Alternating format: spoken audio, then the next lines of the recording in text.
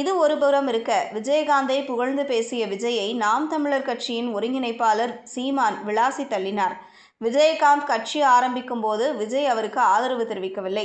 விஜயகாந்த் உடல்நலம் குன்றிய போது அவரை நேரில் சந்தித்து ஆறுதல் தெரிவிக்கவில்லை. ஆனால் இப்போது மட்டும் விஜயகாந்த் என் அண்ணன் என விஜய் உரிமை கொண்டாடுவது ஏன்? இப்போது தன்னுடைய அரசியலுக்காக விஜயகாந்தை கையில் எடுத்திருக்கிறார் என்று சீமான் தெரிவித்திருந்தார்.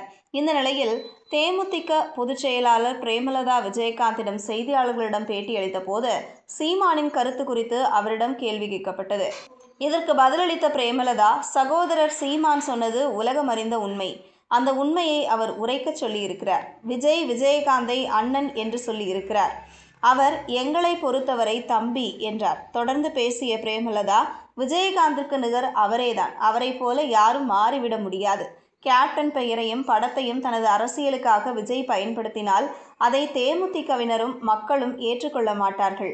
விஜய் விஜயகாந்தை அன்பின் வெளிப்பாடாக அண்ணன் என கூறியிருந்தால் சரி, ஆனால் அரசியலுக்காக கூறியிருந்தால் அது தவறு என தெரிவித்தார்.